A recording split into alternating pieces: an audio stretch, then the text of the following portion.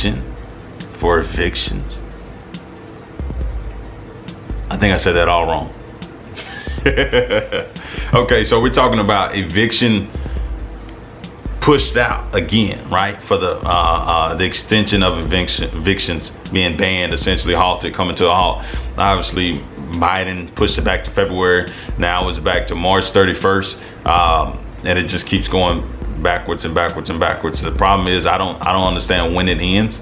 I don't see how it ends. And I can't imagine this being a good thing for anybody right now, especially if you own rental properties.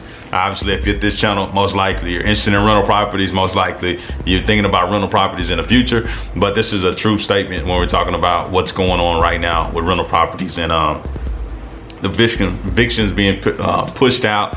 Obviously, I've addressed some things in previous videos. We talked about it, but I want to come through and talk about it again, just highlight it, because it's something that's big out there, and it's something that a lot of us investors really, I would say, we're getting the short end of the stick. But obviously, I know it was some tough times last year, right? That was about a year ago since we've been shut down on lockdown, and essentially we're still wearing masks. We're still going around doing a lot of the same stuff, but let's jump right into it. And any investors, if you guys want to chime in on how this is going to affect us as investors, I would love to hear your opinion.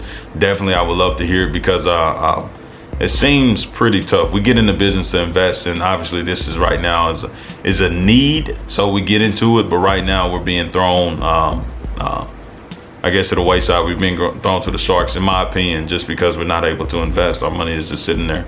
We're not able to go grab that money and use it because it's inside of a property that's not cash flowing anything.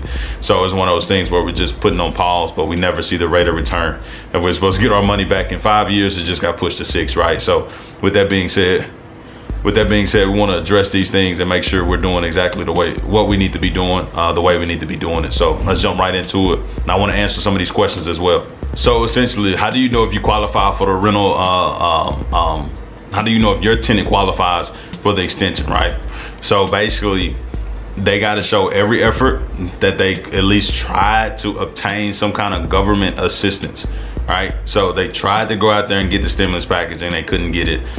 They tried to get the EDIL loan, the PPP, whatever the case may be. I don't know. All this stuff that's out here in the stimulus package, the unemployment, they're trying to go get this money and they just can't get it. Right, that's a telltale sign that, hey, they qualify for it. Number 2, they got to make less than $98,000. Now, I believe or $99,000 if you're a spouse, husband and wife, it got to be less than 198 or something crazy like that. So obviously they're going to get majority of the people inside this eviction van just based on how much money they bring in.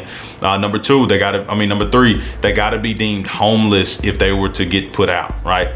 If you're going to be homeless, the government is not looking to make people homeless in this time. But if you're going to mama and daddy, right, they'll definitely make sure you're going there. So you got to be deemed that, hey, if you can prove that you'll be homeless by the eviction, you can qualify for this extension and you can't be evicted because of it.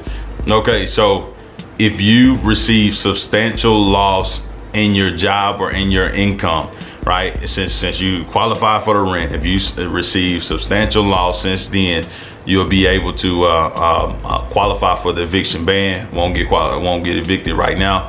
But essentially it will. I'm not gonna say it will come about, but that's a way that you can qualify for it. Last but not least is if you have the ability to make some kind of partial payments, right? You want to make sure you're still putting some kind of money in. Right now, the government is very lackadaisical when it comes to these things, and I mean it from a standpoint of all you got to do is make an arrangement with the landlord. If you're unresponsive, it's going to be very hard for you to get this particular benefit. If you are responsive, pick up the phone, talk to somebody. Let's explain what's going on. Let's talk about it. That way, it won't be a nightmare for both parties. But it essentially be, hey, I'm helping you.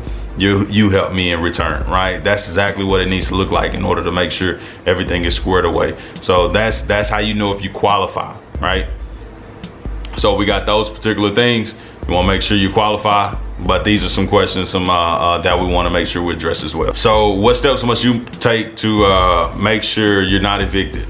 Well, essentially, like I said in just 30 seconds ago, you want to make sure you're in communication with your landlord. If you're in communication with your landlord, the landlord is going to understand, and they're going to take the proper steps to make sure you're not evicted. But with that being said, one thing that you want to do is write a declaration, basically explaining exactly what you're going through with your particular landlord. That way you can get over to them and get that over to them, and you have something to write.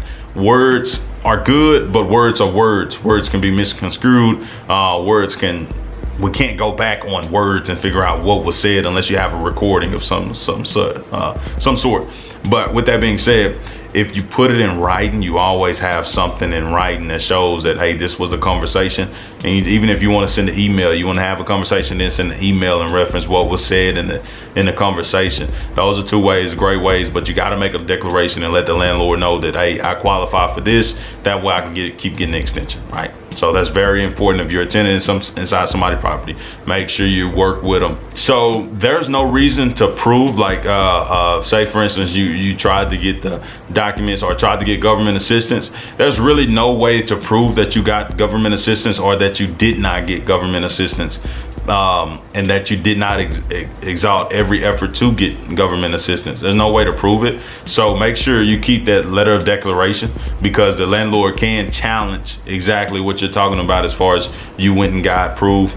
They can challenge that. So if you got a letter of declaration, like I was talking about the email, or if you draw it up and you keep that on file, what it'll help you do is it'll help you be able to move forward and at least stand your ground in court, because you have documentation saying where you fit in at. So that's very important. Make sure you keep that letter. Don't just send it off and think that everything's done with. Your landlord can challenge it. If you're an investor, you can challenge exactly what's happening right now or with your tenant, because like I said, they must be willing to work with you. And that's very important, that everybody's seeing eye to eye when at least we're being able to work with each other during these trying times. So this is very important. Can you still be evicted during these times? Now, what protects you is what I was talking about, right? But negligence against property can still force you to be evicted, right? Certain things, just doing crazy stuff, allowing 20 people to live in there in your house, and it's one person on the lease, can still force you to be evicted. Things that's against the lease can still force you to be evicted, right? It's no way around it. Now, a lot of what this extension is talking about income. It's not talking about setting the building on fire, right? Or having parties every night and completely destroying the property, right? It's not talking about anything crazy. It's literally talking about financial loss. So it's trying to cover everybody that has financial loss, right? So everybody that can't get the stimulus package, everybody that can't make a partial payment, everybody that can't or that has lost their job, right? That's really what this extension ban is for. So as landlords, we still have right to evict any particular tenant that's out there, because it's very important that they're not tearing up our property, right? We're not making any money on it. At least take care of the stuff, right? And that same thing from a tenant standpoint. Hey, you're not having to pay all your rent. At least take care of the property. That way it's a win-win for everybody. So they know the person that's in there is responsible, and they know, even though they're not paying all the money, at least they're taking care of the property. So it's not being vacant, not paying anything in repairs, all that good stuff. So make sure you're taking care of it. You can still get evicted during this time, but what keeps you in the house is basically your eligibility for those particular reasons. So you can get evicted, but it just can't solely be for financial purposes, right? Not non-payment of the rent. It just can't be for that reason. So that one was a very important in my opinion. So this is a big one. Should I pay my rent? I've talked about it already, but yes, absolutely, you should pay your rent. Do not go through this if you think that your rent is not going to be due. That's absolute lie. Please pay your rent, because what's going to happen is, even when they lift it, you can still be behind on the mortgage, and behind on the payments. And if you're behind on the payments, guess what? You got to come through and make that up, right? So definitely make sure you're paying your rent. Don't go out here and think you can take advantage of the system at all. You need to be paying your rent, and if you can't pay it, figure out a way to make partial payments. If you can't pay the whole $1,000, $1,500, figure out a way you can pay $750. figure out a way that you can do it and work everything else out on a payment plan of some sort. That way, everybody's in a win-win situation, or at least somewhat. Everybody's not a win-win, I can't say that, but at least everybody's in it together, and we're pulling through this together as opposed to just being one person. So definitely make sure you're doing something to put yourself in front of the problem, right? Don't get behind the 8 ball and realize what and try to figure out what I do here. I haven't paid, what do I do now? No, that's gonna leave you evicted on the side of the road. So definitely make sure you are definitely making any kind of payment you definitely can. Okay, and last but not least, there's a lot of resources out there online that you can go to get rental assistance. Make sure you go get this money. The best thing about it, if you're a landlord and your tenant is having problems, there's some things out there for landlords specifically to be able to go get rental assistance. If your tenant qualifies for these particular guidelines, if they meet the guidelines for rental assistance, you can go get it as a landlord to make sure they're getting some kind of assistance. The best thing about it is, if you're already on a partial payment, if you can get the government to pay the rest, that's ideal, guys. That is ideal. That is what it's for. They're passing this $1 trillion stimulus package, and majority of that money, I'm not gonna say majority, but some of that money has been set aside for tenants specifically. So if you want to go get the rental assistance, please, by all means, go get the rental assistance. It's out there for the taking. That's for tenants. If tenants want to get rental assistance, that's for the landlords. If landlords want to get it, if they feel like they tenant qualify, go get it for them, right? Definitely make sure it's a win-win. It's very important. I don't care what state you're in, most likely they have some form of allocated funds sitting there for rental assistance. Go get some of that money so you and your tenant can be in a better situation moving forward. You guys aren't on bad terms, you guys on great terms, but it's very important that you go get that done ASAP, sooner than better. Don't wait until the last minute. Like I said, if they're on partial payments, allow them to get that rental assistance, make it up, and then they won't be in arrears so much because the assistance came in and helped them a lot, right? And that's what we want to see. We want to make sure we're working together. For rental assistance is definitely a great program for everybody out there. Go take advantage of this money that's being printed out. Obviously, it's going to lead to a lot of inflation, but right now, that's another topic for another deal. So definitely make sure you go out there and get it done. Hey, if you got any question, definitely comment below. All this, I'll link a description below of the article that I was going over and reading. It was a great article. I think it's good for everybody, and it has a declaration where you can actually write out the declaration for the landlord, declaration for the tenants, to make sure you guys are sitting in a better situation and explaining everything that's going on. But it has the guidelines, some of the questions that we answered. It has some of those in there as well.